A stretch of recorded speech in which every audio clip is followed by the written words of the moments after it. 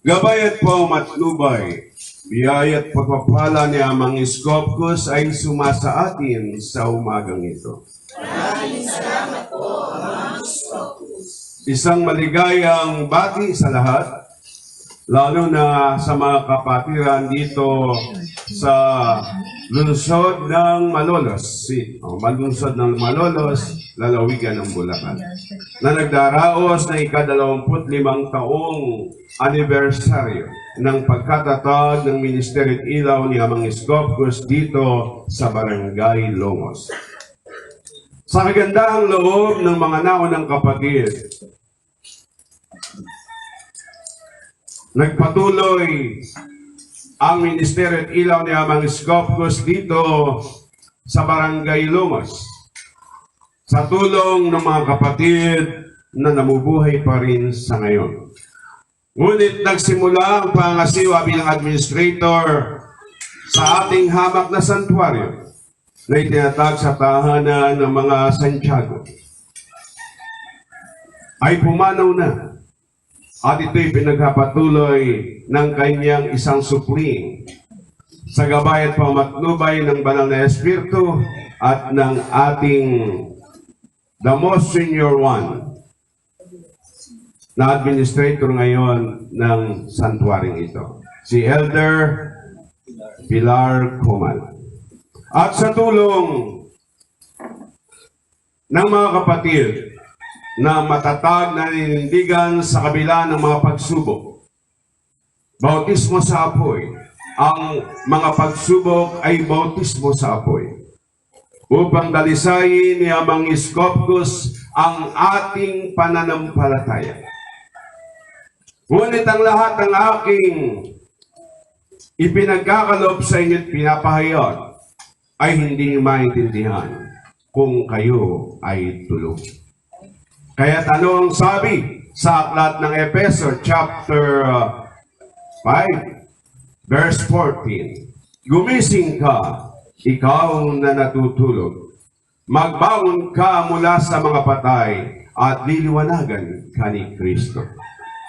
Mula pa noong Pebrero 1, 1966, bilang hukom na dumating sa pangalawang pagkakataon ng banal na Espiritu ng Panginoong Hesus, na nagpapakilala bilang hukom sa pangalang Iskopkos, hindi bilang Panginoon, kundi bilang ating Ama sa Espiritu at katotohanan, ay pinahayag ni Amang Iskopkos na ang kanyang dinatnan ay daigdig ng mga patay. Patay ang tawag ng Diyos at ng nakasulat sa banal na aklat sa mga taong patay ang pananampalataya. At bumaba si Amang Iskopkos para buhayin ang mga patay.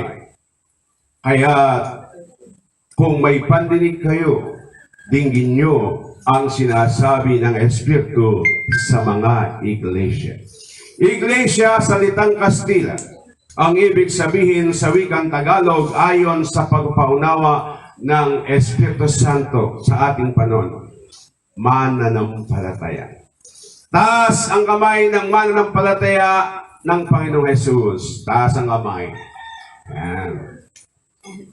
Doon lamang sa salitang mananampalataya ng Panginoong Hesus, kapos na kapos ang mga Kristiyano ito. Sa ating panahon. Kaya't noong bumaba ang Espiritu ng Panginoon sa panahon ng Pentecostes sa gitna ng mga apostoles, sa panahon ng mga Hudyo, upang ganapin at ipagpatuloy ang misteryo ng anak ng Diyos, ay maliwanag ang sinabi ng Panginoon bago siya umakyat sa langit o bago siya namatay sa krus. Ako ay lilisan, sapagkat kung hindi ako lilisan, ang mga aliw ay hindi paririto sa inyo. Ngunit kung ako ay lilisan, siya ay susuguin ko sa inyo. Ako ay babalik. Ito baga ang Espiritu Santo na hindi matanggap ng sanlibutan sapagkat hindi niyo siya nakikilala. Ngunit makikilala niyo sila. Makikilala niyo siya sapagkat siya ay sumasa inyo. Nang maganap ang unang pagbaba ayon sa pangako ng Panginoon ng banal na Espiritu ang mga aliw. Sa panahon ng mga apostoles, sa gitna ng lahing Hudyo, hindi pa tayo tao. Hindi pa tayo tao. Kaya naman, ngayong tayo'y tao na, muling bumaba for the second time ang banal na Espiritu ng Panginoon upang buhayin ang mga patay. Mabubuhay lamang ang mga patay kung makikinig sa sinasabi ng Espiritu sa mga iglesia. Taas ang kamay ng mga iglesia ni Kristo. Ang hindi nagtaas, hindi niyo naunawaan kung ano ang ibig sabihin ng iglesia. Ang lahat ng naniniwala kay Jesus, iglesia ni Kristo. Lahat ba kayo naniniwala kay Jesus bilang ating Panginoon, bilang ating tagapagligtas? Ang tanong, nakatupad ba kayo sa kalooban ni Jesus? Ang kalooban ni Jesus ay ang kalooban ng Amang nasa langit. At yung Amang nasa langit na tinatawag ni Jesus na kanyang pinananampalatayan at pinakikilala sa sangkatauhan noong siya mag-anyong tao sa gitna ng mga Hudyo, mga minamahal, ay si Amang Iskopkus. Ang Iskopkus ay inilihim na pangalan ng kanyang pagkadiyos. At maliwanag niyo po na mababasa sa Revelation chapter 10, verse 1 to 4. Na may sinabi ang 7 kulog. At nang ito'y susulat na ni Juan the Beloved, ay narinig niya ang tinig mula sa langit na nagsabi, ilihim mo ang sinabi ng 7 kulog. Huwag mong isulat. Kaya may lihim ba? Meron bang hindi nakasulat? Saan? Sa Apokalipsis. Ano ba ang Apokalipsis? Sa wikang English, Revelation. Sa wikang Tagalog, pahayag. At ngayon, ang ipinakitang mga pananaw o vision kay Juan the Beloved nang siya ay itapon sa Patmos Island, ay siya ang nagsulat ng aklat ng Revelation. Ng aklat ng Revelation ang magaganap sa wakas ng panahon. At ngayon na ang wakas ng panahon. Ang wakas ng panahon ay hindi tumutukoy sa isang araw lang. Ang wakas ng panahon ay hindi tumutukol sa isang sandali lamang. O isang oras lang. Ang wakas ng panahon ay tumutukoy sa huling panahon ito, sa huling siglo. Nagsimula sa 19th century at ngayon tayo tumatakbo na sa 21st century. Tao na ba tayo? Tao na ba kayo? Kailan kayo naging tao? 19th century o ngayong 21st century pa lang? Yung 21st century ngayon, kasi silang pa lang yan. Yung 19th century, sino pinakalang 19? Yan. Ako, 1955. Kaya, 11 years old ako nang matagpuan ko si Amang Iskopkus. 11 years old ako nang matagpuan ko si Amang Iskopkus. Ngayon, mga kapatid, sa mga matagal na kay Amang Iskopkus, 25 taon na ating pinagdiriwang ngayon ang anibersaryo ng pagkatatawag dito sa loob ng Barangay Longos. Kayo ba ay meron ng 25 taon sa piling ni Amang Iskopkus? Sagot. Kasi yung patay hindi nakakasagot. Pagka sumagot, meaning, ikaw mismo ang nagpapakilala, hindi ka patay. Dahil ang patay, hindi nakapagsasalita. Pero ang buhay, nagsasalita. Nagsasalita ba kayo? Sumasagot ba kayo? So, buhay na kayo. Ang tanong, gaano na kayo nabubuhay? mulang matagpuan si Amang Iskopos. Baka buhay na kayo pero hindi kayo buhay na buhay. Sino sa inyo ang buhay na buhay? Ang tapang ninyo Ang buhay na buhay, hindi lumalabag sa 11 batas panglinis. Yun ay buhay na buhay. Pero yung lumalabag, buhay lang yun, pero hindi pa buhay na buhay. Amen? Okay. Linawin natin. Dahil ang sabi sa aklat ni Isaias, halika kayo, tayo'y magliwanagan. Gaano man karami ang inyong kasalanan, kayo'y aking pagiging putiin. Gusto niyo bang pumuti? Ang alin? Ang kaluluwa. Ha? Ang kaluluwa. Dahil ang Diyos ay nagsasalita hindi para sa laman. Ang Diyos ay nagsasalita at nagpapahayag para sa kaluluwa ng bawat isa na pinababayaan ng mga religyosa. Kaya buwaba ang Espiritu hindi para magwika sa laman, kundi siya ay nagwiwika para sa kaluluwa ng mga patay. Upang ang mga kaluluwang patay ay mabuhay. At mabubuhay ang kaluluwa na namatay sa bisa ng kapangyarihan ng Diyos. Bubuhayin kayo ng kapangyarihan ng Diyos. Ano yung kapangyarihan ng Diyos? Ang aral at turo ni Jesus. Ang aral at turo ng Diyos sa pamamagitan ni Jesus ay kapangyarihan na bubuhay sa mga patay. Kaya kung may pandinig kayo, dinggin nyo ang sinasabi ng Espiritu sa mga iglesia. Sino ang dumating ay kumain? No, sino ang dumating ay kumain? Kanina, nang dumating kami. Yan. Di busog ang tiyan. Ngayon, ang binubusog ko naman sa inyo ay ang inyong puso.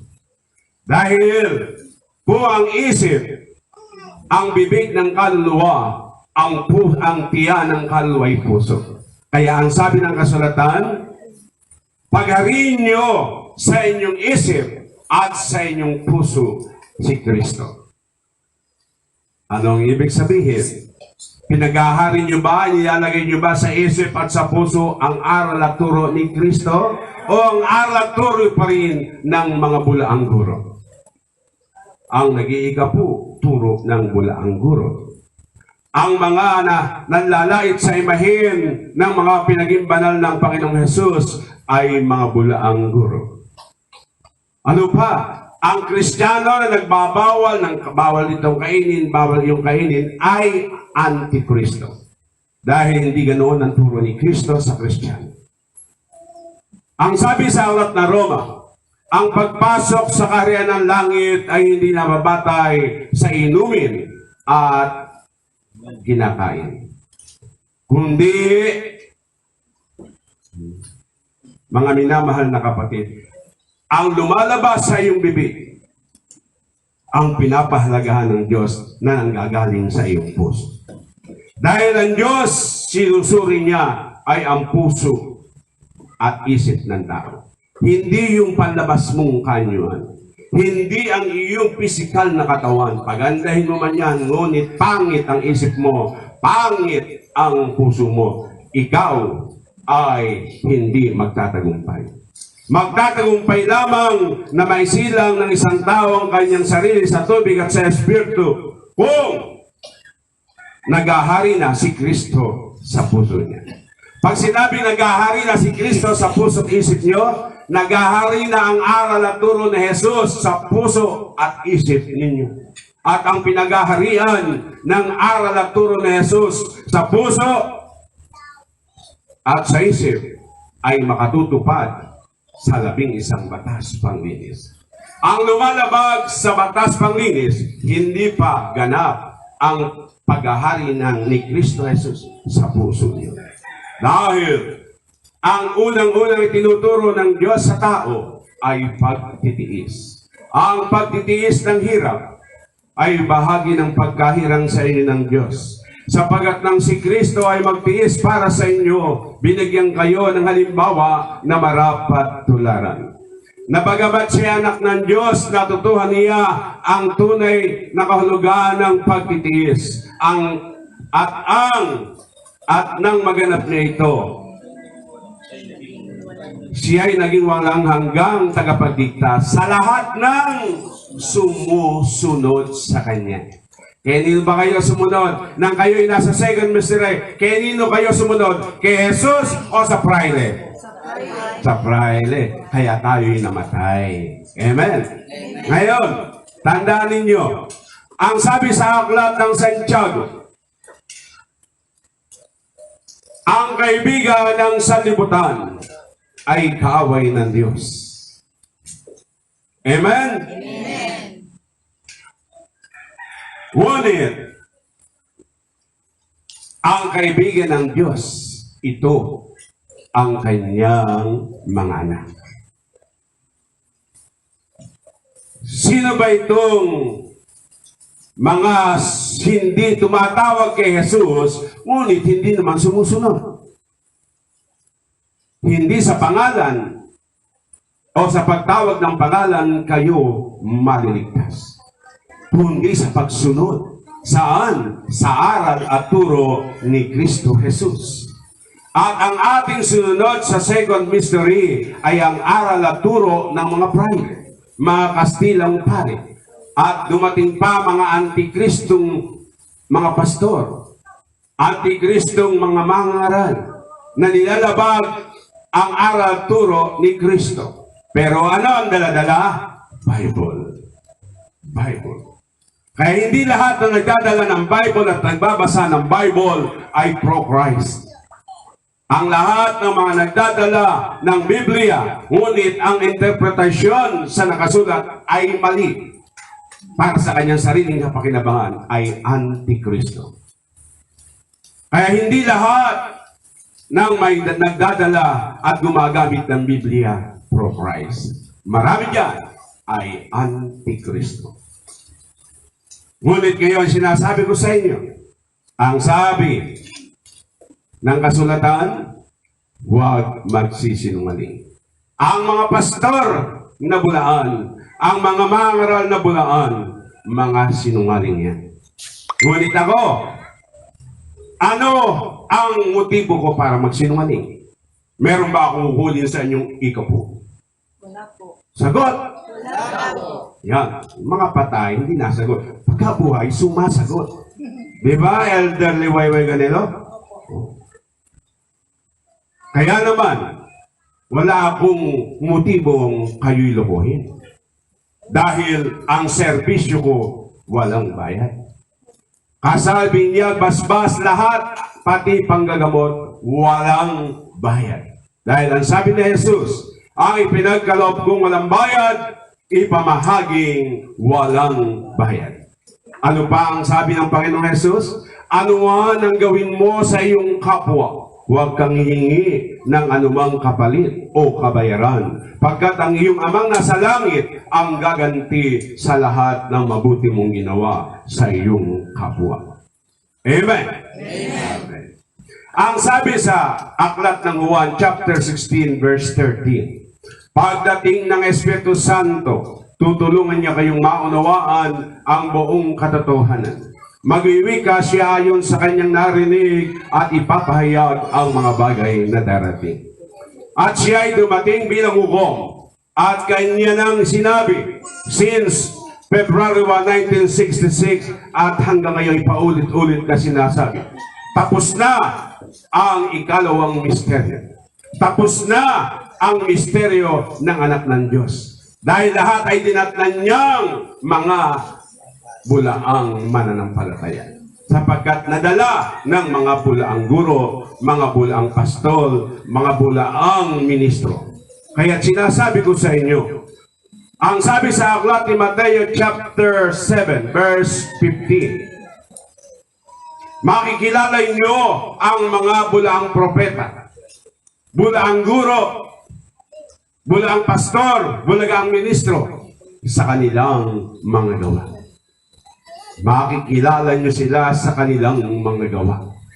Pero lahat ng iyan, nagpapahayag sa pangalan ni Jesus, nagpapahayag ng Ebanghelyo na iniwan ng Panginoong Jesus, the four gospel book. At iniwan ng banal na Espiritu sa pamamagitan ng mga alagad, lalo na ni Apostol Pablo. At iyan ay sinulat ni Apostol Pablo sapagkat sa panahon ng kanyang pangasiwa sa iglesia, nang siya'y papunta sa Damasco para usigin ang mga Kristiyano at ang mga nagpapahayag sa pangalan ni Jesus, ay kinalugdan siya ng Espiritu ng Panginoon at hinirang. At binigyan ng pangalang Pablo. From Saulo, ginawa siyang si Pablo.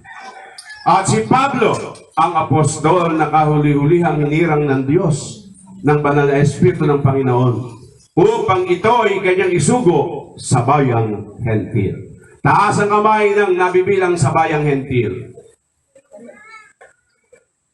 Naintindihan niyo yan, mga kapatid. Tayo ay hentil. Dahil ang bayang hentil ngayon, ang bayan ng Diyos. Ang bayang Israel ay iniwan ng itakwil ng mga Hudyo ang kanilang Panginoon. Pinagkaisahan ng mga taong simbahan na ang Panginoon ay ipako sa krus at mamatay sa krus.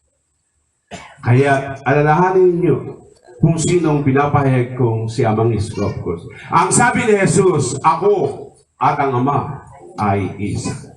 Noon siya ay bilang Panginoon, dapat ba sinusunod ang Panginoon? Lakas nyo nga. Opo. Sinunod nyo ba? Hindi. Ang Friday, sinunod nyo? Okay.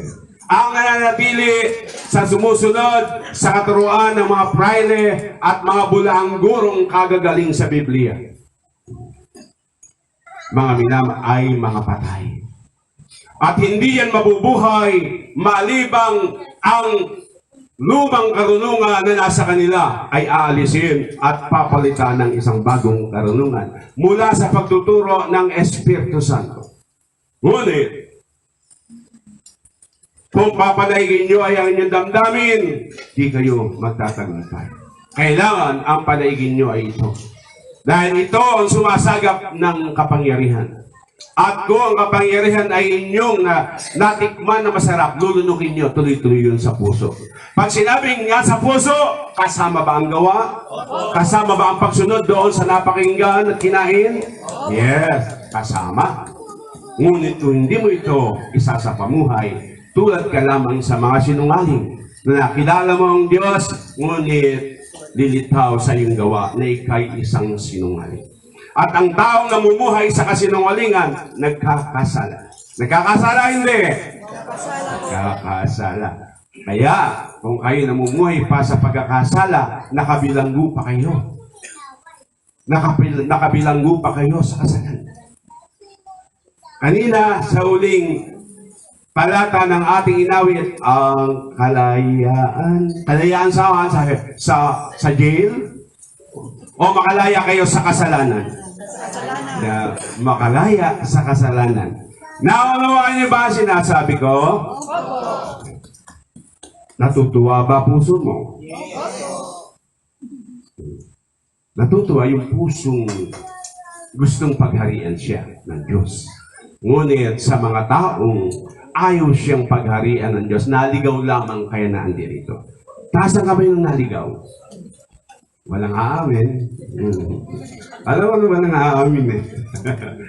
Kaya naman, sinasabi ko ngayon sa inyo, ang pamaraan bago nyo maisilang ang inyong sarili sa tubig at sa Espiritu ay step by step.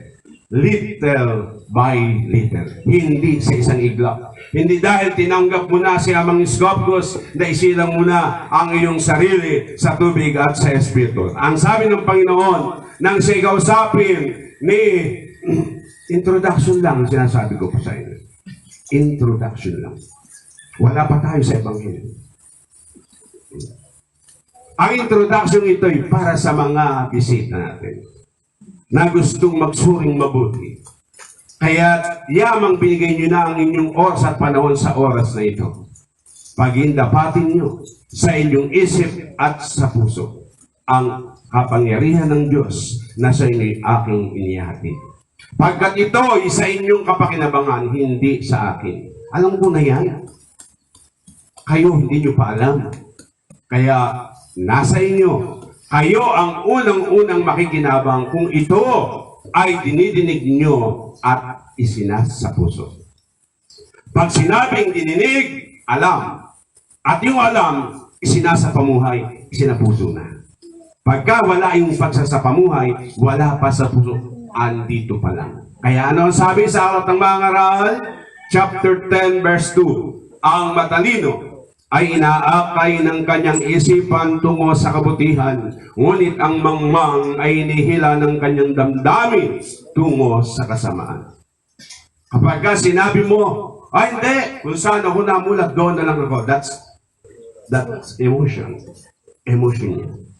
At hindi ka ililigtas ng emotion mong yan. Mananatili ka sa kamatayan. Hindi ka lamang tinanggap mo na si Amang Iskopos ay sigurado ko na sa buhay na walang hanggan. Lagi nating isipin, many are called, but you are chosen. Sino itong chosen na ito? Ito ang mga magtatagumpay sa pananampalataya kay Amang Iskopos. Maraming sumampalataya kay Amang Iskopos, ngunit tumalikod dahil hindi nakapasa sa pagsubok. Ginamit ay damdamin, hindi talino ng Diyos na nasa inyo na. Ay pinakawalay nyo pa. Tandaan nyo ang sabi, sikapin nyo na ang pag-iisip ni Kristo ay taglay ninyo.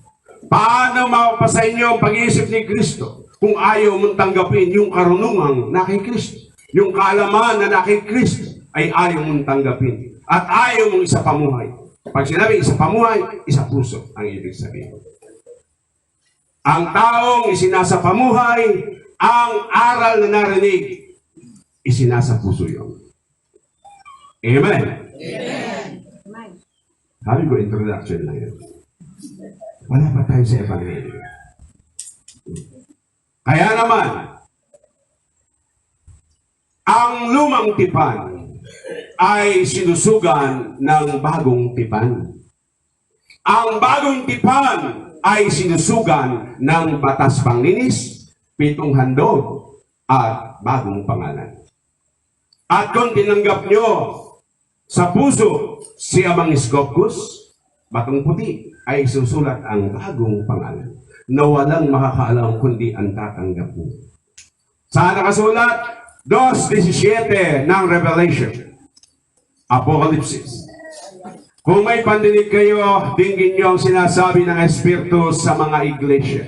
Sa magtatagumpay ay bibigyan ko ng manang natatago at ng isang batong puti. At sa bato'y may nakasulat na isang bagong pangalan na walang nakaalam kundi ang tatanggap niya.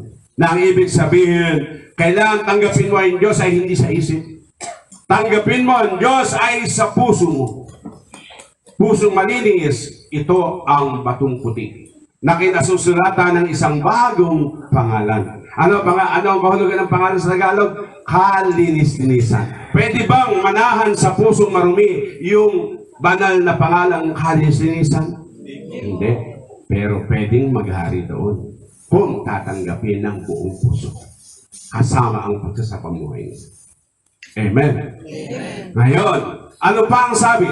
Ang magtatagumpay, ang bibigyan ng pamanang natatago. Ano ang pamanang natatago? Katawang panglangit, taglay ay buhay na walang hanggan.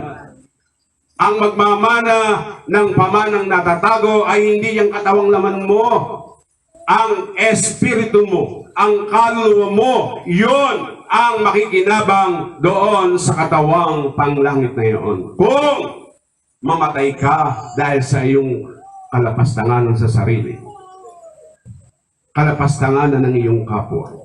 Tandaan lagi, ang buhay galing sa Diyos, ang kamatayan nasa ilalim ng kapangyarihan ng diablo. At ang mga taong kaibigan ng sanlibutan ito ay mga anak ng diablo. Ngunit ang kaibigan ni Kristo, yung sumusunod, hindi tumatawag na, yung sumusunod. Iyo'y ang mga anak ng Diyos na siyang ibinapaunawa ni Amang Scopus. Hindi tayo naging anak ng Diyos sa second mystery dahil masinunod natin ang utos ng mga bulaang guro, bulaang mga ngaral, bulaang pastor, bulaang ministro, bulaang pari. Ngayon, kailangan magtagumpay tayo sa ating pagsamba sa Espiritu at katotohanan. Kailangan mabuhay mo ang iyong kaluluwang patay. At ang pagkabuhay ng iyong kaluluwang patay ay dahil sa nabuhay ang iyong pananampalataya. Ang may buhay na pananampalataya, nabuhay ang pananampalataya sa Espiritu at katotohanan, you are a true born again Christian. Karunungan ng isip ay taglay karunungan ni Kristo. Karunungan ng isip ay taglay karunungan ni Kristo. Kaalaman ni Kristo. At gayon din, sa puso mo nananahan ang pag-ibig ng Diyos. Dahil ang sabi ni Kristo, kung iniibig niyo ako, tutuparin niyo ang aking mga utos. Tinawag niyo akong Panginoon, ngunit iba ang sinunod ninyo. Paano kung naging Panginoon sa buhay niyo? Iba ang sinunod niyo. Tinatawag niyo akong Panginoon, ngunit iba ang inyong sinunod. Kaya kayo'y namatay. Ngayon, sa pagsamba natin kay Amang Scopus sa Espiritu at katotohanan, kailangan bang sumunod na kay Kristo Jesus? Lakas nyo. Baka may bingi, hindi marinig. Kailangan ang susundin nyo ay si Amang Scopus, hindi si Reverend Tabing. Baka ako ay may mali. Ang tao ba'y nagkakamali? Intentionally and not intentionally ay pwedeng magkamali ang tao. Ngunit ang Diyos, hindi magkakamali. Kaya, sumunod kayo kay Kristo.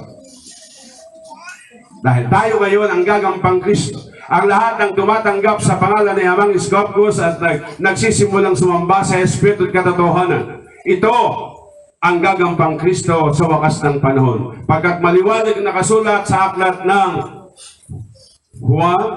Juan chapter 4 verse 17. Ang pag-ibig ay nagiging ganap kung hindi natin kinatakutan ng araw ng paghukom. Naghuhukom na ba ang Diyos?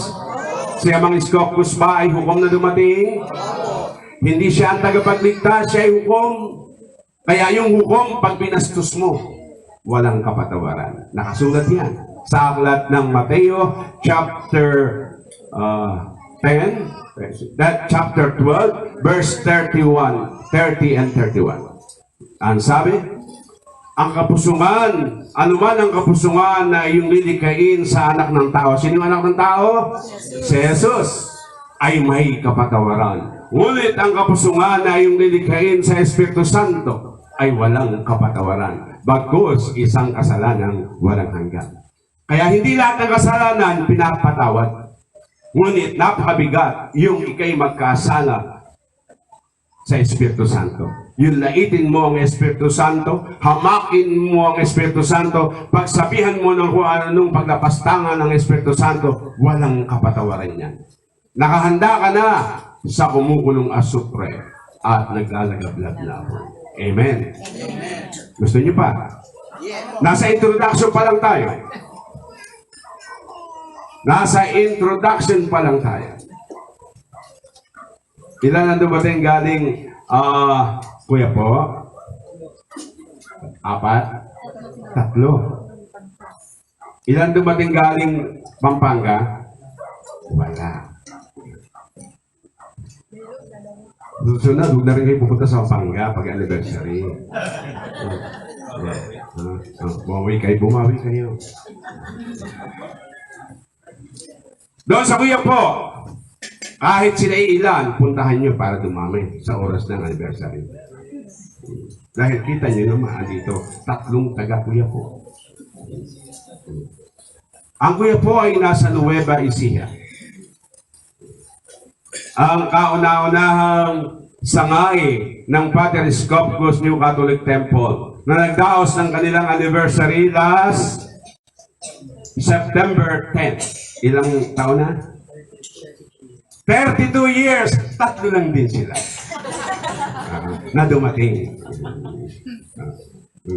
Tandaan nyo mga kapatid, ang tunay na buhay, laging nakikipagtipon, laging nakikiisa sa banal na katawan ni Kristo. Tayo ba ang banal na katawan ni Kristo? Kung nasaan na ang inyong mabuting asal?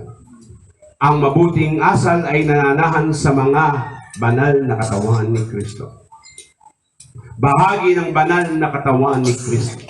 Ngunit, kung mayroon pang masamang asal na naghahari sa bawat bahagi ng iyong katawan, delikado yan. Delikado. Dinudumihan mo ang banal na katawan ni Kristo. Dahil ang pwede lamang sumangkap sa banal na katawan ni Kristo ang templang espiritual, yung mga sumusunod kay Kristo. Hindi tumatawag, iba ang sinusunod. Amen. Kaya ko to niliwanag para maliwanagan si Elder Jo Marie Quaresma Suba. Dahil gustong-gusto kong may hatid ang liwanag sa kanyang pamilya sa Aurora, Dipakulaw, Quezon. Kaya ko nililiwanag, kung mahal nyo ang inyong mahal sa buhay, hindi nyo sila pananatiliing nasa dilim. Kayo, kung talagang alam nyo na ang liwanag na hatid ng banal na Espiritu, na hatid ng banal pangalang Scopus, ay hindi nyo hayaang manatili sa dilim ang inyong mga mahal sa buhay. Amen. Amen. Ang wala kaya mga Scopus, nananatili pa sa dilim. Mahango sila sa dilim kung sila'y aakayin nyo sa piling ng Diyos na si Amang Scopus. Ang humiwalay, kawawa. Dahil ang sabi ng kasulatan sa aklat ni Pedro, ang tumalikod, di ko na kalulugdan. Ngunit, sinasabi ko sa inyo, may pag-asa pa ba sa mga tumatalikod? Meron. Dahil meron pang 40 years tayong nalalapit. 40 years dahil nasa ika-50 na taon na ng paghuhukom sa darating na Pebrero 1, 1966. At mayroon pa tayong 41 years na pagsisikapan para makaahon mula sa kumunoy at apoy ng kaparusahan. Alin? Katawan o Espiritu? Ang Espiritu niyo. Tandaan niyo. Sa wakas ng panahon, ibubuhos ko ang aking Espiritu sa lahat ng tao. Bata man o matanda, babae man o lalaki, pati sa mga alipin. Kanina, nang kumakanta tayo mga kapatid, nakita niyo paano nanginginig ang laman ni Elder Carolina Balubar-Tabi. Upang iparamdam sa inyo, andito na ang banal na Espiritu. Sapagkat ang sabi ng kasulatan, sa wakas ng panahon, yayanigin ko ang langit at ang lupa. Niyanig niya mga Scopus ang langit at ang lupa. Ano ang langit? Isip at katawang lupa-lupa. Nayanig ba kanina? Ano naging pag-iisip niyo? Yan. Ito yung lupang yayanigin. Ito yung isip na yayanigin. Upang ikaw ay mabago sa pagkatao mo at pag-iisip mo. You need to be reborn. At pagka naisilang mo na ang iyong sarili sa tubig at sa Espiritu, ikaw ay may bagong pagkatao, may bagong karunungan mula sa Diyos. Kaya tandaan natin, ang Ebanghelyo ay nasulat ang lumang tipan sa panahon ng before Christ, BC. Ngunit, si Kristo ay pinangako na isisilang ng isang lalaki ay pinanganak ng October 1, 8 BC. Kaya't pagtuntong ng AD, Year of the Lord, taon ng Panginoon, si Jesus ay 7 taon na. At nang siya ay namuhay sa kanyang kabataan hanggang sa siya ay umidad ng 30, nahigit sa 30. Siya ay kasama sa pangkaraniwang buhay ng kanyang kinamulatang step foster father na si Joseph. Siya namuhay na isang pangkaraniwang mamamayan at karpintero. Aluwagi. At nakasulat yan, mga minamahal na kapatid. At ang siya ay edad sa 37 years old hanggang 40 years old plus. 3 taon mahigit siya na nagmisyon. At namatay siya sa krus, April 3, 3380. April 5, 3380. Nabuhay sa ikatlong araw.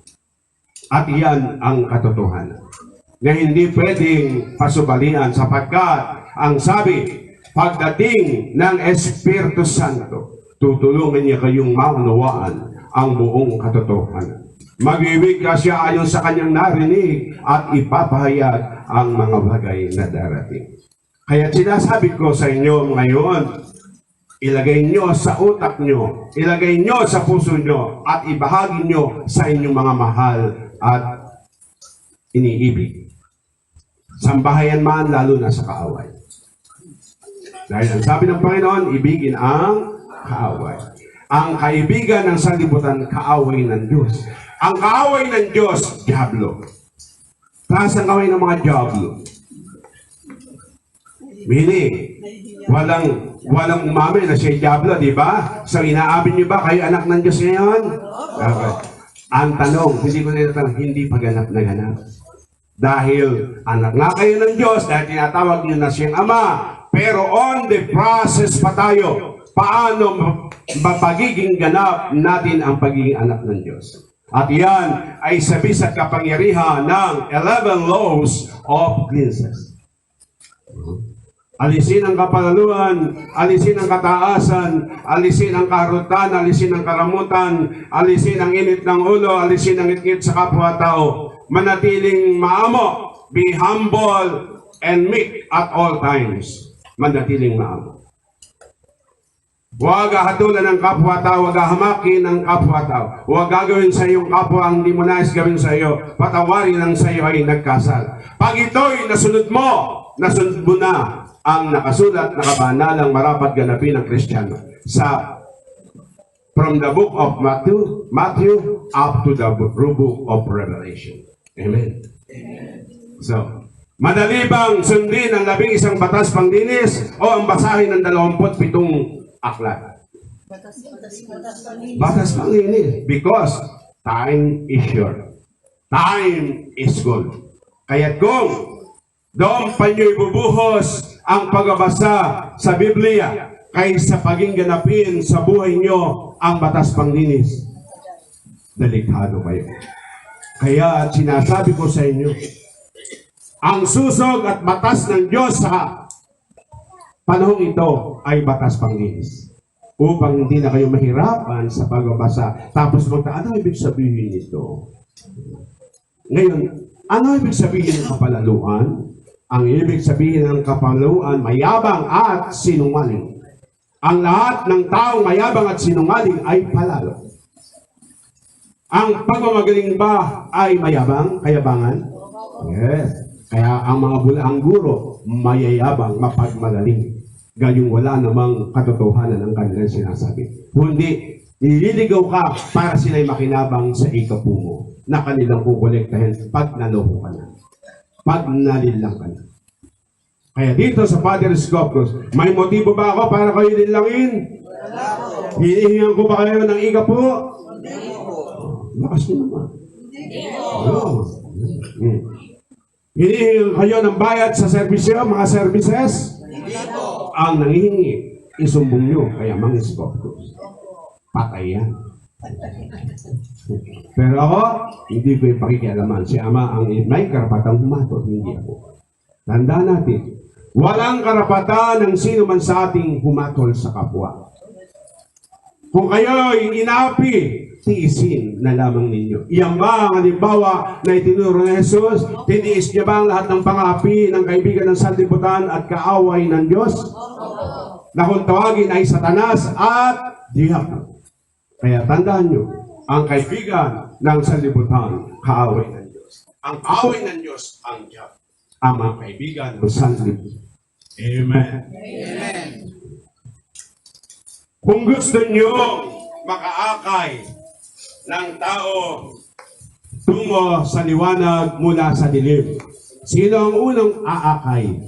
Sino yung unang-unang aakay? Alin ang unang-unang aakayin nyo? Ang inyong sarili. Mahirap makapag-akay ang taong namumuhay pa rin ay sa dilim. Ang taong namumuhay sa liwanag, siya ang unang tinuturuan ay ang kanyang sarili upang maakay ang iyo pang nasa dilim. Ngunit paano mo maaakay ang mga taong nasa dilim kung ikaw mismo na nag-aakay ay hindi mo maakay ang iyong sarili? Kaya, ang unang-unang natututo sa mga pinagaharian ng Diyos ay yung kanyang sarili. At ito'y sinasapamuhay niya at hindi na kailangan kayo magsalita sa kapangyarihan ng inyong karunungan ng Diyos na nasa inyong isip at nasa inyong puso. Kahit hindi kayo magwika, sasabihin ng nasa dilim, doon tayo sa liwanag na yun. Nakita ko sa kanya yung Diyos. Nakita ko sa kanya si Kristo Jesus. So, maaakay nyo ang taong speaks action louder than words. Kahit hindi kayo magsalita, maaakay nyo ang nasa dilim dahil titingnan ng mga taong inaakay nyo nasa dilim yung liwanag na nasa inyo. At ang liwanag ay makakita sa inyong mga gawa. Amen. Amen. Kaya ako ito sinasabi para ang mga ministrong ito at mga elders ay matuto. Huwag yung babasa ng Biblia, doon na sa mga titik na katutok ang pagbibigay ng kahulugan.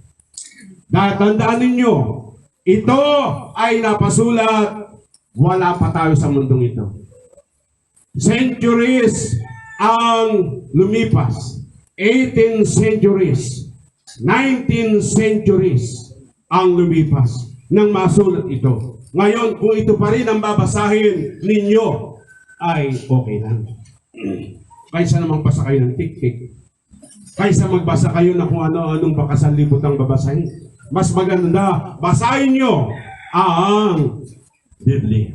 Amen? Anong Biblia? Ang bagong tipan. Sa matatalino, eto na ang gagawin. Ang 11 batas panglinis. Ang 7 handog at ang bagong pangalan. Iyan na ngayon ang rules and commandments of God sa huling panong ito. At kung ito ay inyo pa rin ulit-ulitin na nakasulat sa aklat ng 27 aklat.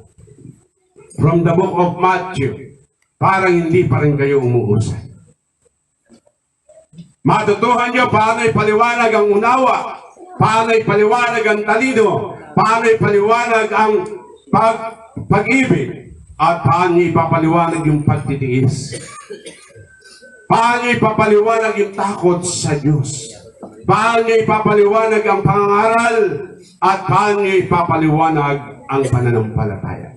Pag iyan ang ipagdawa nyo sa tao, daig nyo pa ang binasa ang 27 aklat. At may papaliwanag nyo kung ano ay ibig sabihin ng bawat batas. Ay daig nyo pa ang binasa ang 27 aklat. Sa nalalabing 41 taon, bakit ko sinasabing 41 plus 59 years, 100 years? Dahil nang si Noah ay magbalita at magbabala sa kapangyarihan ng Diyos, inabot siya ng 100 taon. Habang ginagawa ang daong, ngunit matapos ang 100 taon, umulan ng 8 gabi at 8 araw. 40 gabi at 40 araw. 40 days and 40 nights. At unti-unting tumaas ang baha. Noon lamang naniwala ang mga tao. Pero nung sila'y binabalitaan ni Noe Ang sabi nila, maniwala kami pag nakita namin baha. Ang gusto ng tao noon, to see is to believe. Hanggang ngayon, yung pa rin ang gusto ng tao. Kayo ba, to see is to believe pa rin? Ang sabi ni Jesus, mapalad ang naniwala ng walang nakita kaysa naniwala ng may makita lang. Yan ang sinabi niya kay Tomas. Dahil ang sabi ni Tomas, maniniwala lamang ako na nabuhay ang Panginoon kung makikita ko ang butas, kung may lalagay ko sa ang aking daliri sa butas ng kanyang kamay at tagiliran. Kaya, sa kanilang paghitipon sa isang malaking tahanan, mula sa dingding, lumitaw si Jesus. Tomas, lumapit ka. Ilagay mo ang iyong daliri sa aking palad at sa aking dagdig. Ano, nakapagsalita pa ba si Tomas?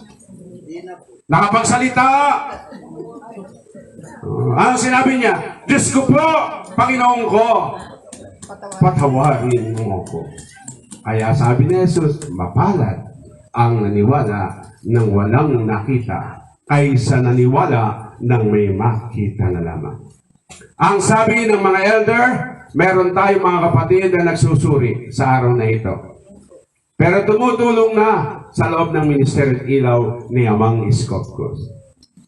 Kasama ba sa nagsusuri ang iyong mahal, Ruby?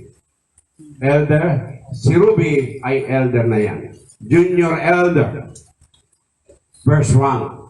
Dahil siya ay isang kabataan na nagtaguyod ng kabataan during her time. Sino ba ang mga baguhan? Ikaw, sister? Meron ka bang naunawaan sa mga kalokohan ko? Meron ka bang naunawaan, sister? Kalokohan yung aking ginagawa. Kalokohan to sa mga bulaan eh. Lolo lang kayo niyan.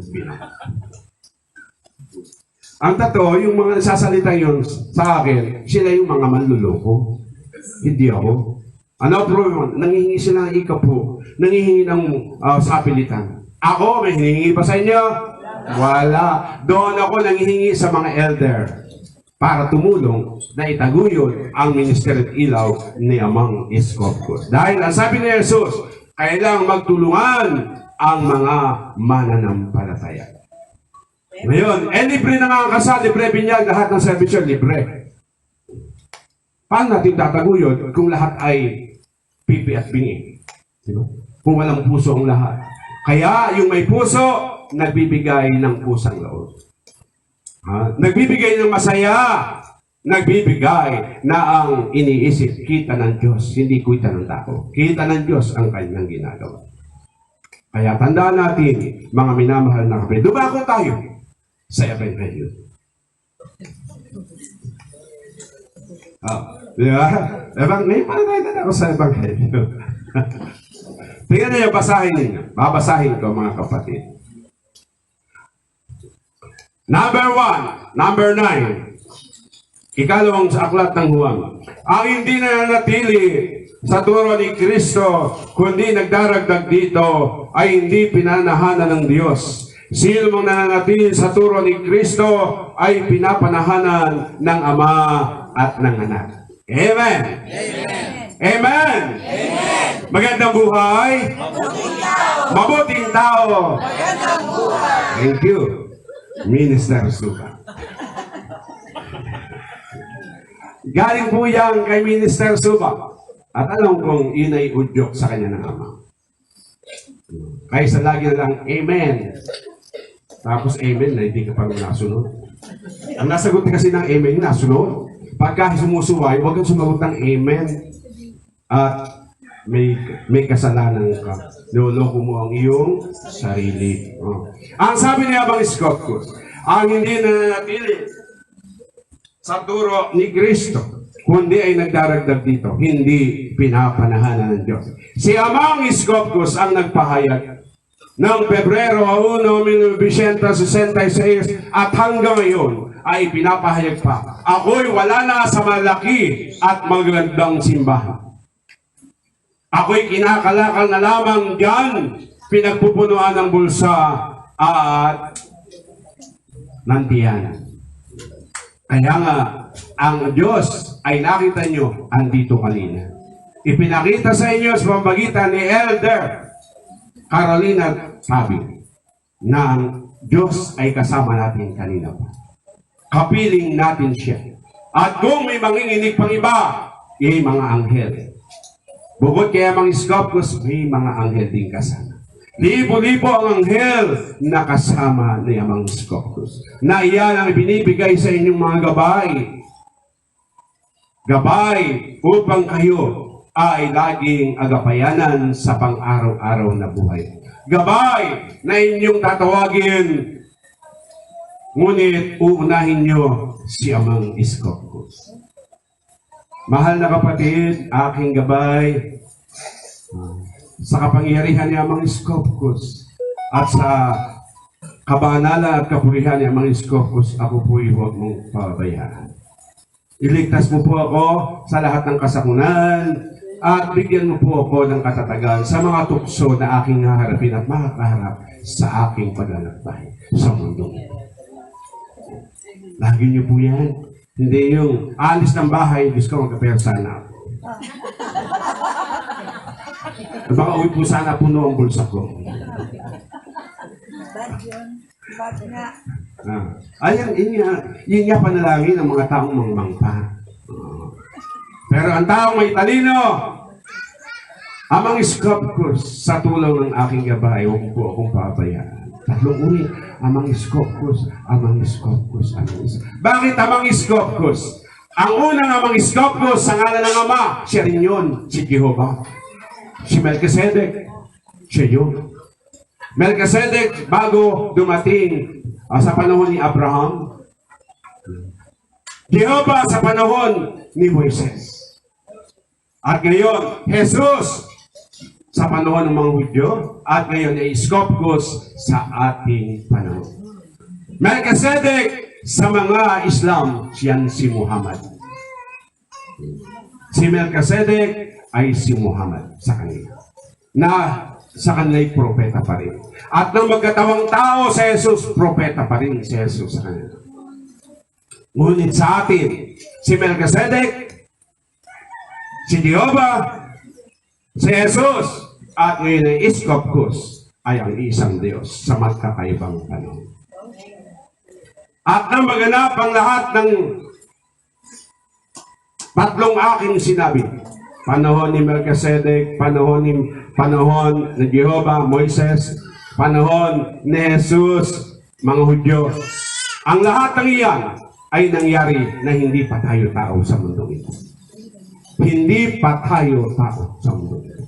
Ngayon, yung nangyari sa mga apostoles noong araw ng Pentecostes ay nangyari ngayon sa ating panahon matapos ang kulang-kulang sa 2,000 taon.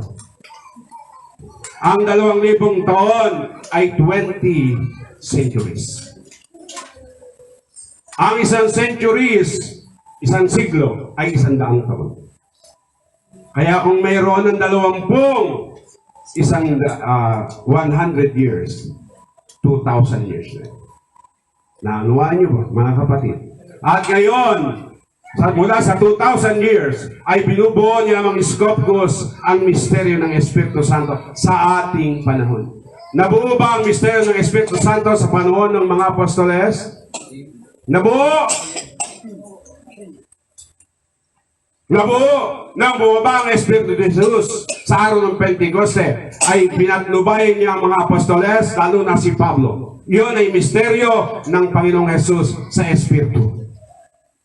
At noong maganap ito, ay hindi pa tayo tao. Ngunit ang pagbaba ng Espiritu Santo noong Pebrero 1, 1966, ito'y naganap sa ating panahon, tao na tayo. Kaya talinang papahalagan nyo, yung pinaniwalang naganap na hindi pa kayo tao, o ang nagaganap ngayon, na tao kayo. Maliwanag, Elder Ganelo? Ibahagi mo sa mga anak mo. Alam kong mga anak mo, naniniwala naman kay Amang Scorpius. Pero hindi pa sila bahagi ng iglesia nito. Dahil ang bahagi ng iglesia nito ay nakikipagtipon. Kung sinasabi nyo na kayo ay kay Amang Scorpius, hindi naman kayo nakikipagtipon, hindi pa kayo bahagi ng banal na katawan ni Kristo. Hindi pa kayo bahagi ng banal na katawan ni Kristo. Dahil kapag kayo yung kamay, laging wala pugot, laging putol, nabubulok ang kamay, hindi. Nabubulok. Tandaan nyo. Ang talagang bahagi na nanatiling buhay, yung laging kasama. Subukan nyo yung daliri lang, alisin nyo kung hindi mabulok yan. Ang mga hindi nakikisa sa pagsamba, kaya mga Scorpius, hindi pa yan bahagi. Ang tunay na bahagi, laging magkakasama bilang katawan ni Kristo. Kaya ang gusto niya mga Scorpius, wherever you are, wherever He is, andoon ka rin. Amen. Katulad ni Elder Ganelo, kita nyo, kahit, at saka si brother,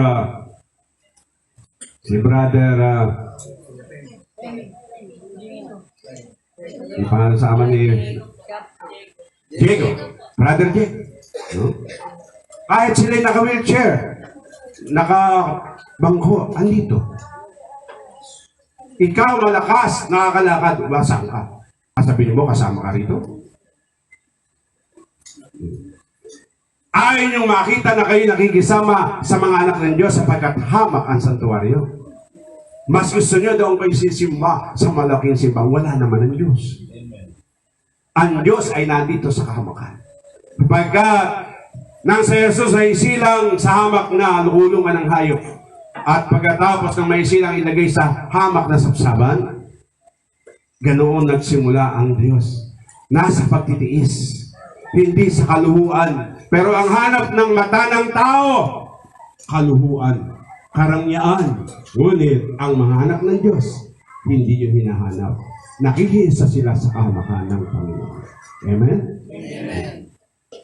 Hindi ko iukwento sino si Elder Liwayway Ganelo noon. Ito ay mataray na babae. Hindi patatalo at hindi pagagapi. Pero nang tanggapin niya si Amang Scorpius, nagsikap siya.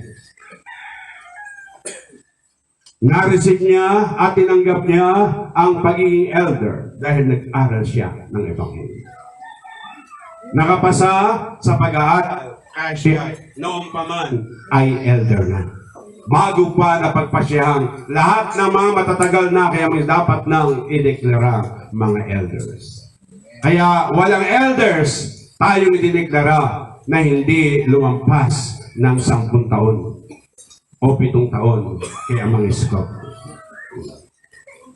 Yung mga 7 taon hanggang 10, ito yung mga elders na hinirang at i-recognize formally sa February 1 sa Angkor Mini Cultural. Dahil nakita ko kung paano sila ay nagsikap sa Ministeryo Ilaw ni Amang Scorpius. Amen. Kaya tandaan natin, meron tayong junior elder at senior elder. Katulad ni Elder Ruby Libiran, siya pa kasama pa ay sa junior elder. Dahil siya ay isa sa BOT ng ating Hasik BNMNS. Nasaan si Assistant Director Jeronel? Nasa Cebu. Nagdapakadalubhasa sa pagiging guro.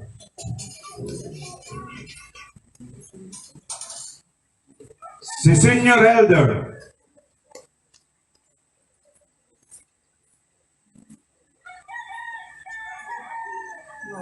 Mark Joseph. Mark Joseph Suba. Senior Minister. Mark Joseph Suba. Molina Suba.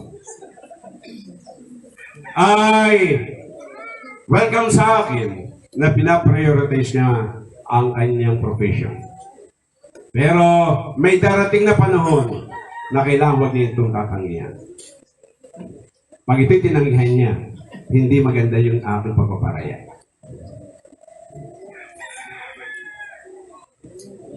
Pinapawisin ko niya ko. Kanina pa ako pinapawisan, mga kapatid. Pero kayo, ang sarap ng inyong upo. Ako'y nakatayo. Sino ang higit na nagtitiis sa atin? O, sino mas pagpapalain niya, ma? Ako. Kayo sa inyong nakaupo. Kaya tandaan natin, mga kapatid. Kayo na mga tumitingin sa nakikita ng mata. Karangyaan, ganda, laki, wala pa kayo sa kaliwag. Dahil kung ang titingnan nyo yung mga bagay na nakikita ng mata, maliligaw kayo. Ang tao ba ay nakikita ng mata? Ang masamang asal ba ng tao nakikita ng tao? Pamagitan ng mata? Yeah. At kung iyan ang inyong papahalagahan, wala pa kayo sa liwanag. Kayo'y nasa dilim pa. Dahil mas pinapahalagay nyo yung nakikita ng mata. Mas pahalagay nyo yung hindi nakikita ng mata. At ang salita ng Diyos ay hindi nakikita ng mata. At ang hindi nakikita ng mata ay mananatili magpasawalang hanggan. At ang nagpapahalaga doon sa nananatili magpasawalang hanggan ay mananatili rin hanggang sa buhay na walang hanggan. Na ang gusto ko ipanawa, ang iba kaya nangihina sa pananampalataya. Natitisod daw sa isang kapatid. Natitisod daw sa isang kapatid. Pag iyan ang inyong panuntunan, nasa dilim ka pa. Hindi na natitisod ang nasa liwanag. Dahil ikay namumuhay na ayon sa aral at turo ng Diyos sa pamamagitan ni Kristo. Ang natitisod, nagkakasala. Yun ang ibig sabihin. Kaya, huwag niyong sabihin, ako'y natisod, kasi hindi ka rin tumatanggap ng turo ng Diyos. Kaya ka natitisod. Tumanggap ka at kung nananahan sa iyo, puso, ang aral at turo ni Kristo, hindi ka magkakasala sa gawa ng iyong kapwa. Dahil ang isip mo, pananaw mo, nakatutok sa Diyos at sa kanyang aral. Hindi sa galaw ng tao.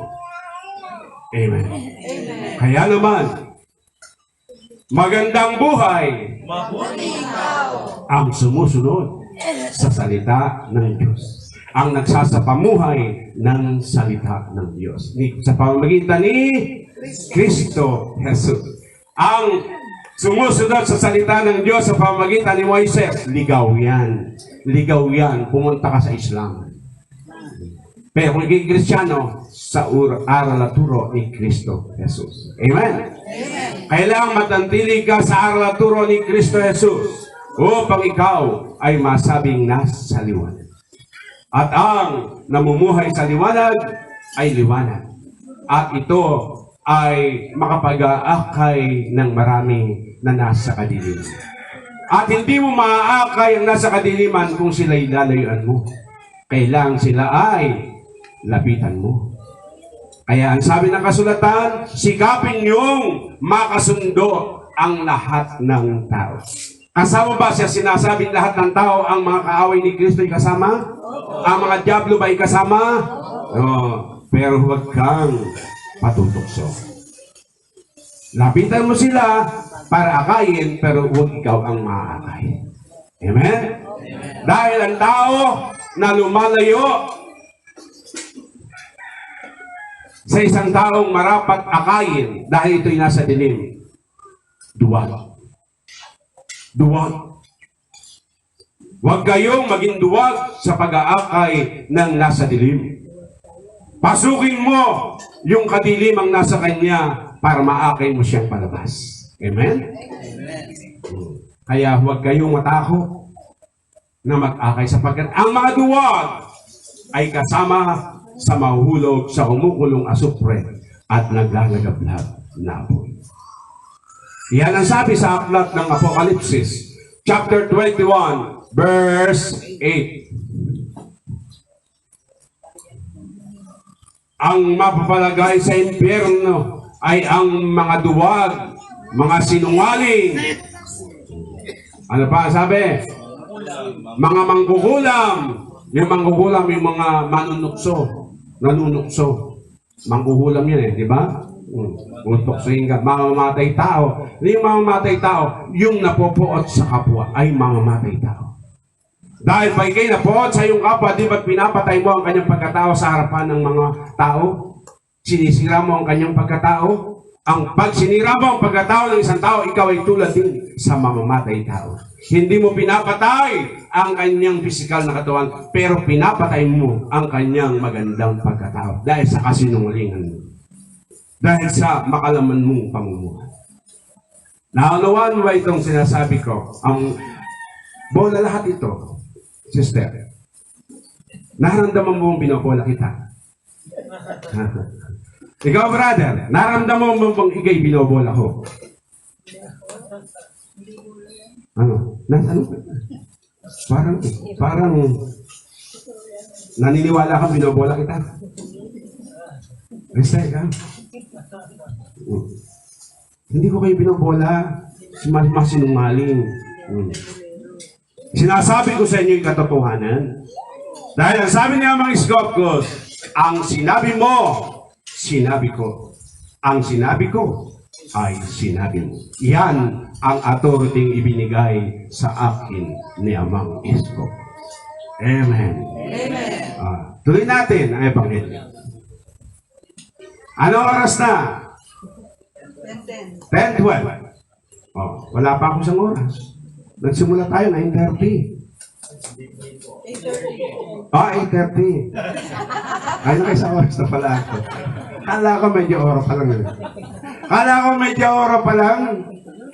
Ay, meron na pala ako isang oras. Bigyan niyo pa ako ng 1 hour.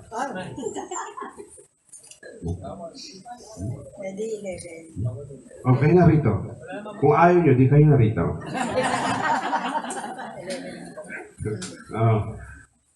Ako tumayo. Di, sumunod kayo. Hanggang tayo'y magkagutom-gutom. Ang tiyan, pero hindi ang kaluluwa. Habang binubusog ko ang inyong puso.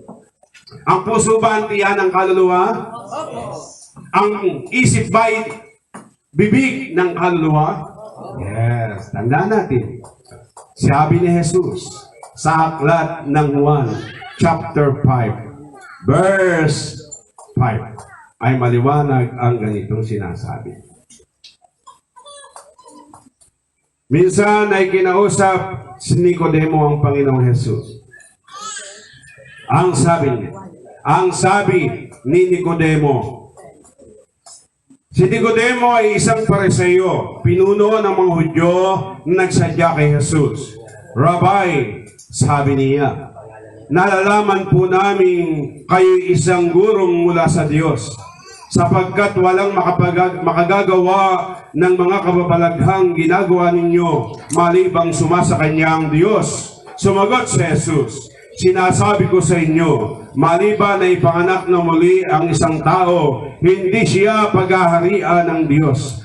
Paano pong may papanganak na muli ang isang tao kung matanda na siya? Makapapasok pa ba siya sa tiyan ng kanyang ina para ipanganak uli? Tanong ni Nicodemo. Sumagot si Jesus, maliban na ang tao ipanganak sa tubig at sa Espiritu, hindi siya paghaharian ng Diyos. Ano yung tubig at Espiritu? Ang tubig at Espiritu, ang tubig na dalisay salita ng Diyos sa pamagitan ni Kristo. At ang salita ni Kristo, arlaturi ay Espiritu. Ang salita ay Espiritu. Kaya sinasabi ko ngayon sa inyo, ano ang sagot ng Espiritu Santo sa pamamagitan ni Pedro? Chapter 1, 1 Peter, chapter 1, verse 23. Sapagkat muli kayong sinilang, hindi sa pamamagitan ng nanay o tao, kundi sa bisa ng buhay at walang kamatayang salita ng Diyos. Amen? Amen. Kaya sabihin niyo sa akin kung kayo binubola ko. ang liwanag. At hindi ko yan natutunan sa aking sariling pag-aaral. Natutunan ko yan sa pagtuturo ng banal na Espiritu ng Panginoong Jesus na aking tinanggap bilang aking ama. Amang Iskopos yung tinatawag. Sabi ko sa kanya, Amang Iskopos, tutulungan po kita.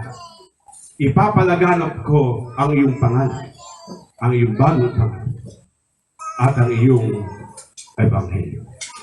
Tutulungan po kita. Ngayon, ako ay nasa ika-53 taon ng pangaral. Pero tinanggap po siya 1980 sa isip, wala pa sa puso. Ay, may alinlangan pa nung una. Nagkaroon lamang ng kaganapan sa puso ng 1982 nang tanggapin ko si Amang Iskopos dahil ang aking kapatid mismo na si Elder Myrna Tabing Torres ang ginamit ni Amang Iskopos na kasangkapan noong 1983, December 25. Doon nawala yung pag-aalinlangan ko. Diyos ba talaga ang nagsasalita o gawa-gawa lamang ng tao? Pagkat kilala ko ang aking kapatid, doon ko napag-unawa. Talagang Diyos nga ang sumasatao at nagsasaysay ng mga bagay na walang alam ng tao. Ngunit na isasaysay ng taong mangmang sapagkat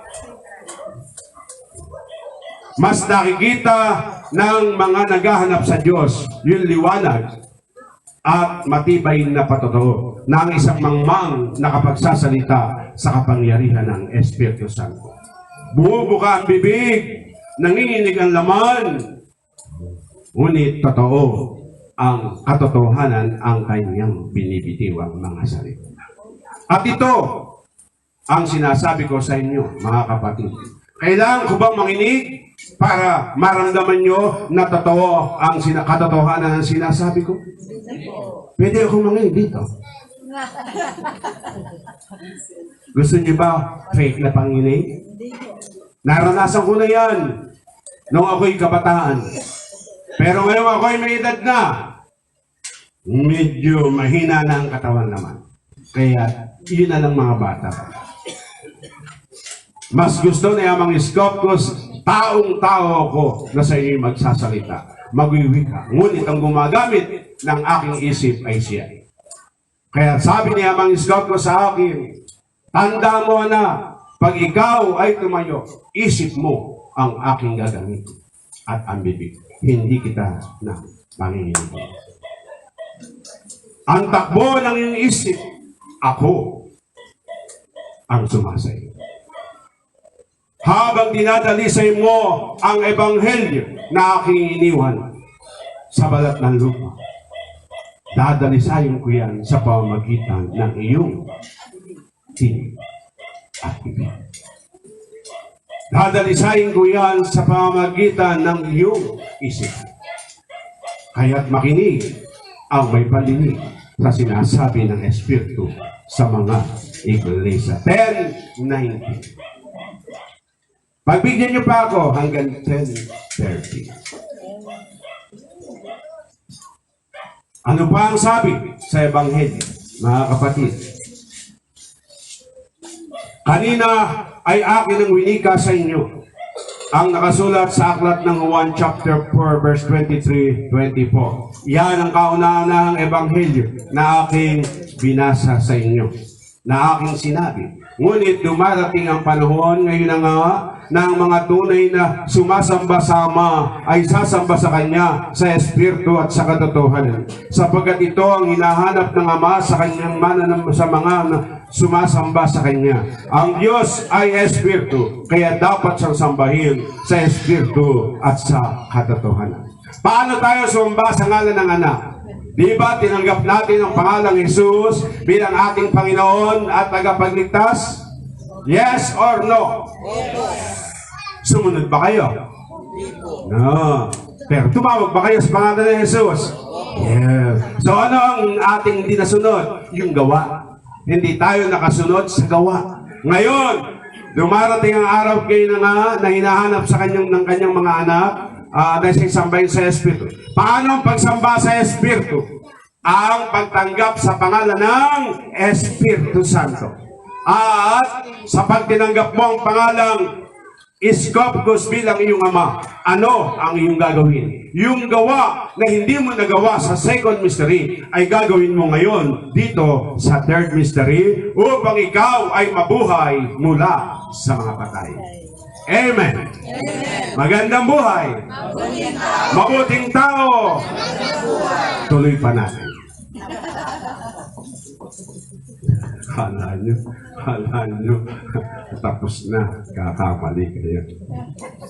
Hanggat hindi ko naramdaman hanggat wala pa akong naramdaman, hindi ito mapuputol. Pag may naramdaman ako, doon lang ito mapuputol.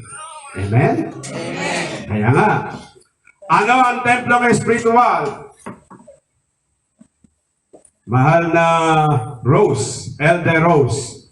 Si Elder Rose ay junior elder.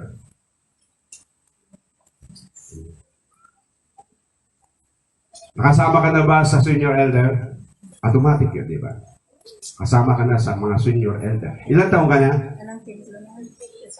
Ha? Bata pa eh. Bata. Kung gusto mo isama ka na sa senior? Ha? Sa junior ka muna. Katulad ni Ruby. Sa junior ka muna. Bagamat, naging junior, nasa junior minister ka na. Di ba? Elder ka na. Junior elder ka na. Kaya naman, siyempre mahirap namang hirayin ko na agad na senior ang isang bata pa. Ang mga natawag na elder, yung pong mga senior elder ay nasa 50 hanggang 70 to 80 years old. Pero ito'y nagsimula sa kanilang kabataan.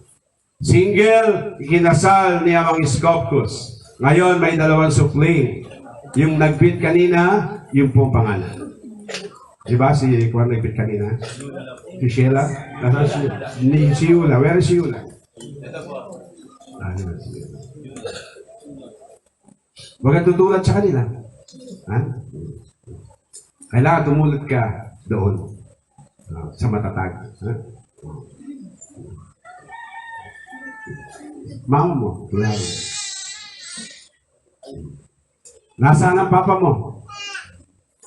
Nasa trabaho. Praise God. Praise God. Okay. Tandaan natin, mga minamahal na kapatid, hindi pa ako natatapos. Wala pa ako sumud na tapusin. Pag naramdaman ko na sa mood ko, kailangan tapusin. Tapusin ko agad. Pero hanggat wala pa ako sa mood, magtiyaga kayo. Dahil nasa pagtitiis ang tunay na kahulugan ng pagsunod. Kinakailangan kayo magtiis, sabi sa aklat ng Hebreo chapter 10, verse 36.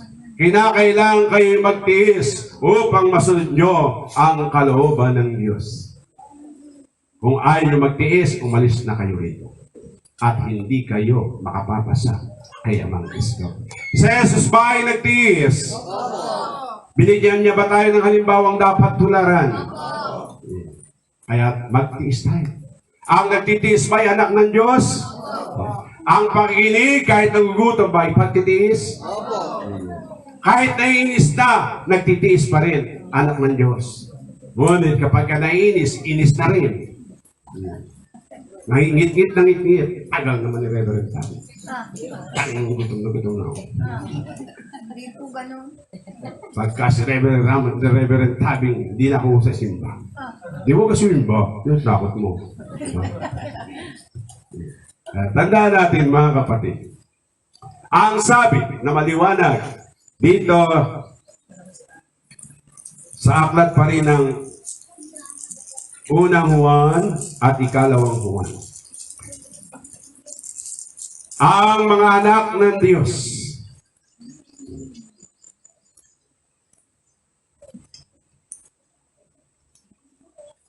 unang Juan kabanatang 1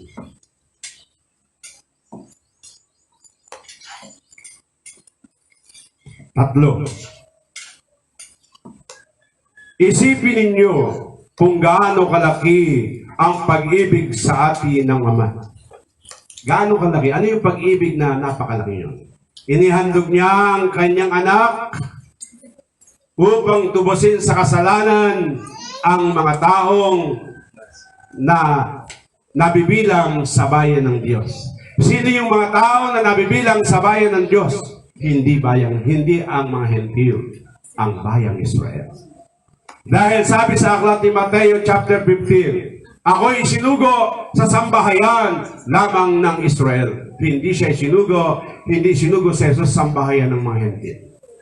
Ngunit kahit na siya ay sinugo sa sambahayan ng mga Hentil, ng mga Israelita, ng mga Israel, mga minamahal na kapatid.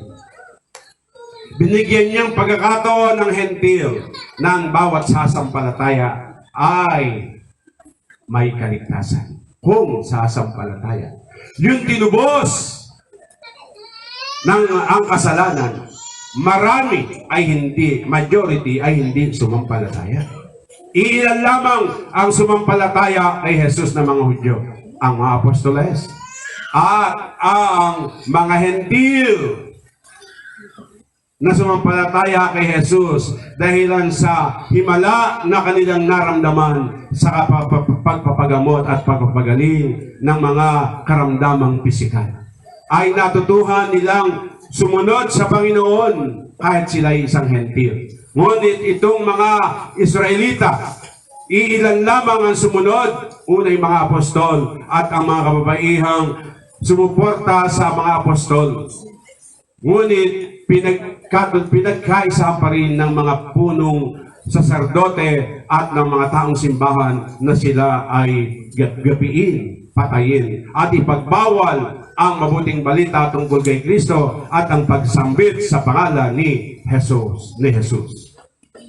Ngunit sinasabi ko sa inyo, sa panahon ng pagkakatawang tao ng Diyos, binuwag ni Jesus ang pader na naghihiwalay sa dalawang bayan, ang bayang Israel at bayang Hentil. Kaya't sa pamamagitan ni Jesus, pwedeng maging Kristiyano ang Israelita at ang Hentil. Ay magiging isang bayan ng Diyos. Ang tatawaging mga Kristiyano, ang Santa Iglesia Katolika. Holy Catholic Church. Banal na mananampalataya ng sangsinuko. At ang mga Kristiyano na hindi nakatupad na mabuti sa pamumuhay at sa pananalita dahil hindi naunawaan ang pananampalatayang Kristyanismo. Ngayon ay nililiwanag sa inyong harapan ni Amang Iskopkos paano ang tunay na pananalig kay Kristo Jesus ay ating gaganapin ngayon sa ating pagsamba kay Amang Iskopkos sa Espiritu at sa katotohanan. Kaya dito ngayon, mula sa lahing Hentil, lahing Pilipino ang kinalugdan. Mula sa bayang Israel, nang siya'y magkatawang tao, lahing Hudyo ang kinalugdan. Sa bayang Hentil, lahing Pilipino naman ang kinalugdan. Upang buuin ang 144,000 na hihirangin mula sa bayang Hentil. Amen. Amen. Mabuting buhay. Mabuting tao. Mahina akong sumagot. Sa igaling yan, mahina akong sumagot. Dapat ikaw nangunguna. Oh. Kaya naman mga minamahal na kapatid, ganito ang maliwanag na sinasabi. Verse 6, ang pananatili kay Jesus ay hindi nagpapatuloy sa pagkakasala. Ang sino mang nagpapatuloy sa pagkakasala ay hindi nakakita ni nakakilala sa Kanya, kay Jesus. Ngayon, makikilala natin sa Jesus bilang ating Ama. Kung hindi natin siya nakikilala bilang anak ng Diyos, ngayon ay makikilala natin siya bilang ating Ama. At makikilala natin siya kung susundin natin ang pamaraang itinuro ni Kristo Jesus 2,000 years ago ay nasulat na binabasa ko ngayon. At paano natin may isa sa pamuhay? Pag hindi na tayo magkasala, Ang isa sa pamuhay na natin ngayon ay ang batas panglinis na siyang susog sa 27 books of New Testament. Kung ang 10 kautusan at ang turo ng mga propeta ay inuwi ni Jesus sa dalawang great commandments. Pag-ibig sa Diyos, ibigin mo ang iyong Diyos ng buong puso, ng buong pag-iisip at ng buong kaluluwa. Ito ang unang pinakamahalagang utos. Ang pangalawa, ibigin mo ang iyong kapwa gaya ng iyong sarili. Paano mo susundin ang dalawang ito na hindi natin na isa pamuhay sa second mystery? Dahil iba ang ating sinapamuhay, ang turo lamang ng tao. Kaya tayo lahat ay antichrist. Nang bumabase ang mga Scoffers, lahat tayo antikristo.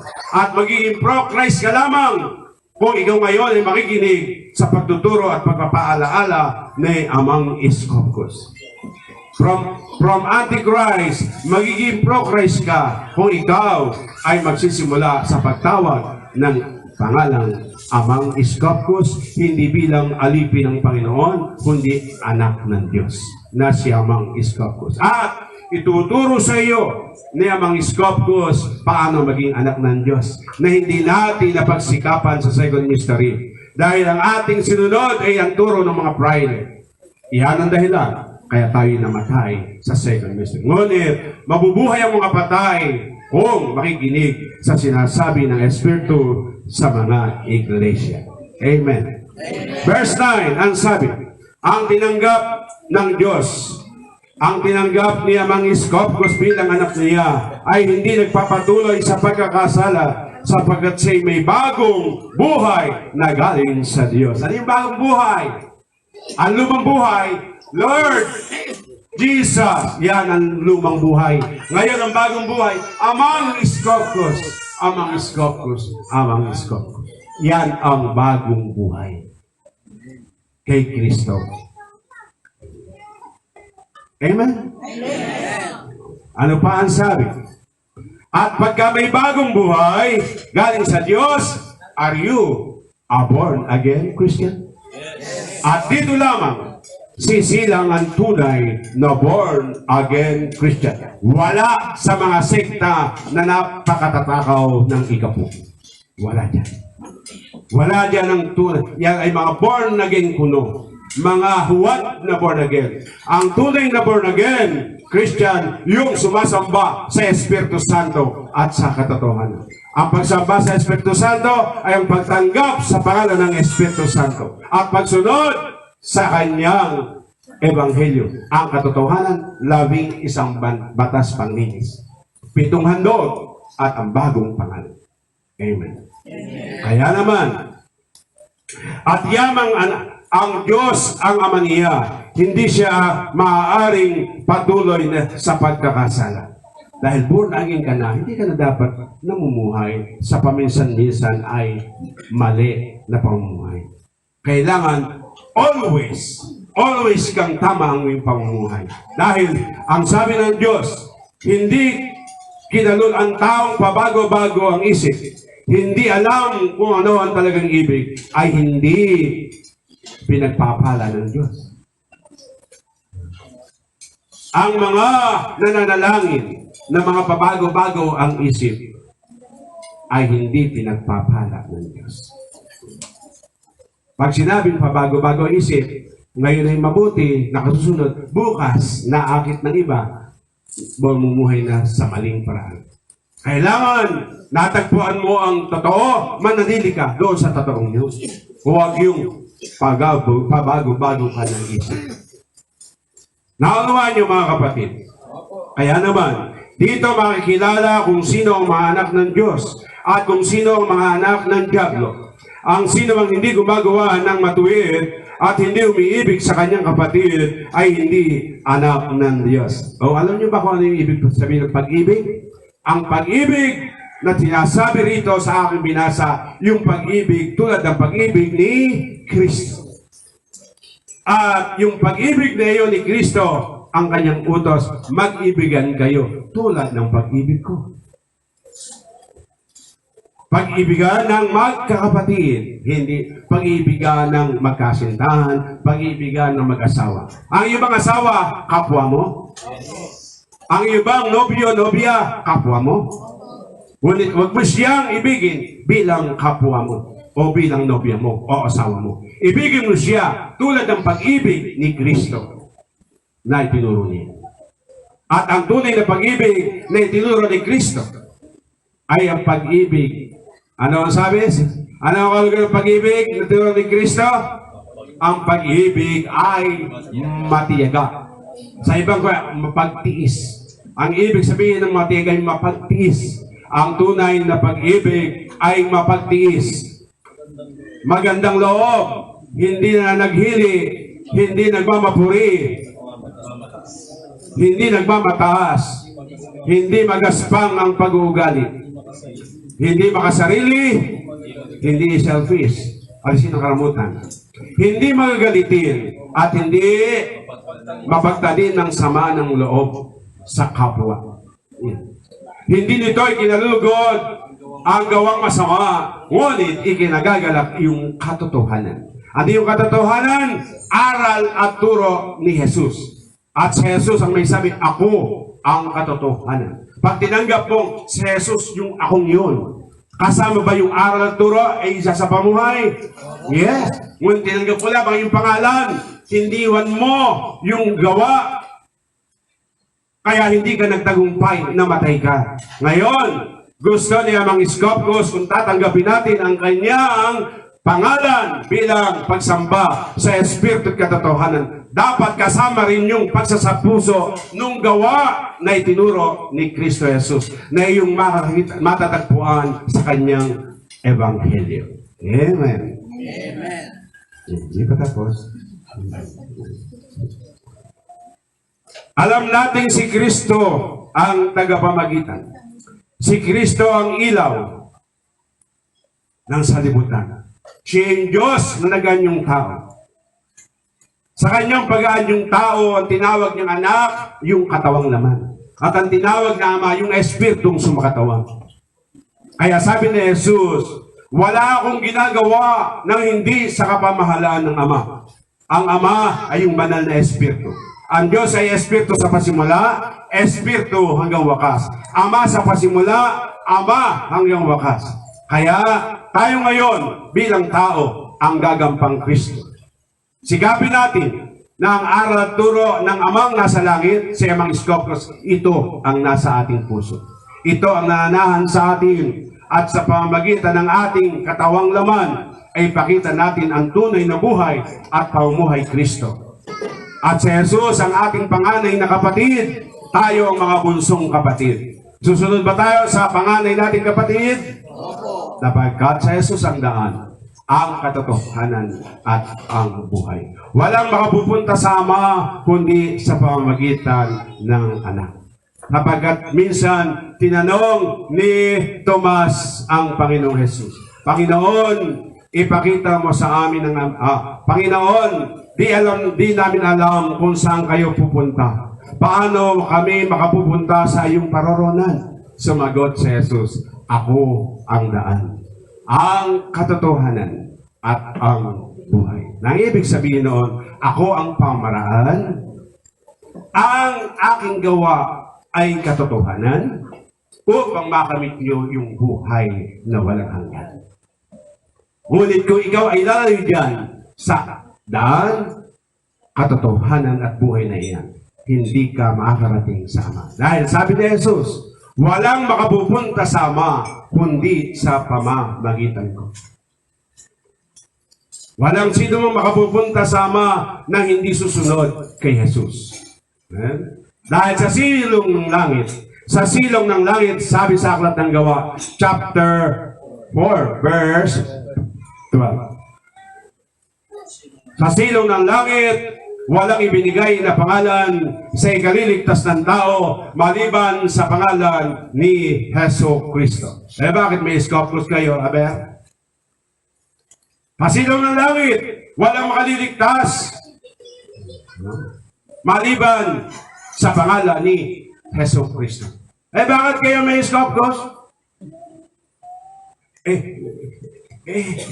Sabi kasi ministro namin kasi mas dakila si Ame. Hindi alam, mangatog na kayo. Ang diablo nangangatog yun Kasama ng katog na yun, yung duwag, walang alam. Para hindi ka mangatog sa takot, sa bala ng mga bulangguro, kailangan handa ka. Ang taong handa, alam ang sagot agad.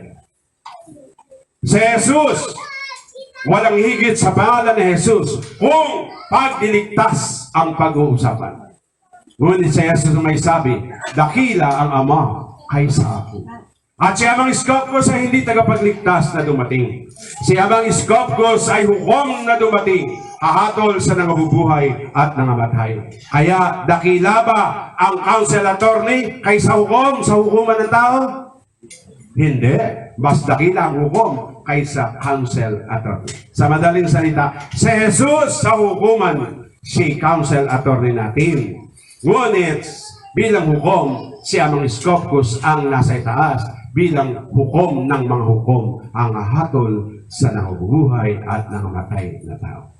Tandaan natin, walang higit sa pangalan ni Jesus kung pagdiligtas ang pag-uusapan. Ngunit si Amang Iskopkos ay hindi tagapagligtas. Si Amang Iskopkos ay hukom na dumating, hahatol sa nangabubuhay at nangamatay na tao. Amen! Amen. Gusto niyo nang matapos? Lagtas na ako. At least meron kayong natutunan. May natutunan ba kayo? Maliwanag ba? Baka malabo. Ang kasunod niyan, paliwanag mo. Ano yung natutunan mo? Ayaw may paliwanag, Elder Ganelo, kung ano ang natutunan mo ngayon? Maturo po ni Chris sa atin. Ay ano? Ay, sumunod na kayo. Ay, sumunod na. Okay. Kailan na kayo susunod? Sa utos nino? Ni Amang Iskopkos. Kasi ang utos ni Muslim ni Cristo, hindi tayo nakasunod. Amen? Eh ngayon, ang Espiritu niya na nagpapaalala. Nakasulat ba yun? Ang sabi sa Aklat ng Juan, chapter 14, mga kapatid. Aklat ng Juan, chapter 14. Ang sabi, mga kapatid, ay maliwanag. Pagdating ng Espiritu Santo, tutulungan niya kayong maunawaan ang buong katotohanan. Magwiwika siya ayon sa kanyang narinig at ipapahayag ang mga bagay na darating. Ano pa ang sabi? Dito sa chapter 14, verse 26. Verse 26. Ang sabi, ngunit ang patnubay, ang Espiritu Santo na susuguin ng Ama sa pangalan ko, ang siyang magtuturo sa inyo ng lahat ng bagay at magpapaalala ng lahat ng sinabi ko sa inyo. Ang ebanghelyo na aking binasa, ito ay ebanghelyo ng panahong si Juan ay nabubuhay. Ngayon ay patay na si Juan. Pero sumasatin ba ngayon ang Espiritu Santo? Ngayon. Sino ang nagpapaalala?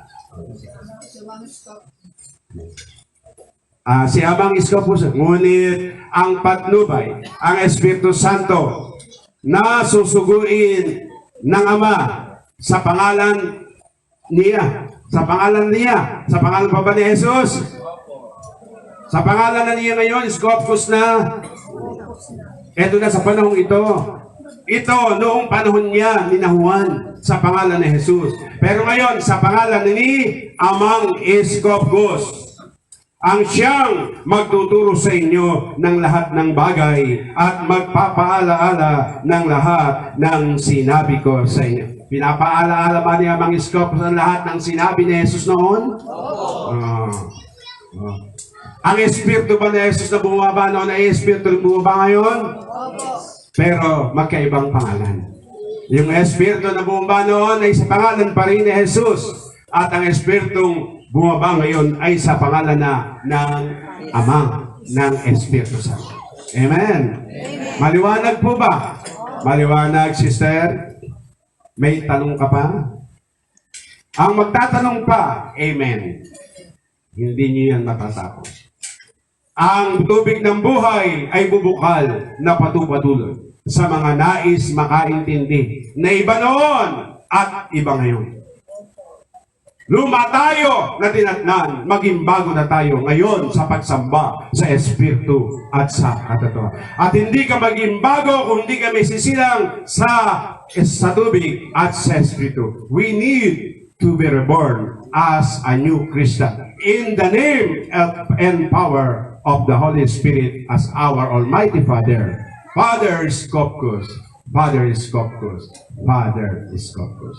Amen. Ito ang mabuting balita na sa aking pinahayag bilang pag-alaala natin sa ika-25 taong anibersaryo ng pagkatatag ng kanyang Ministeryo at Ilaw dito sa Barangay Lungos, Lungsod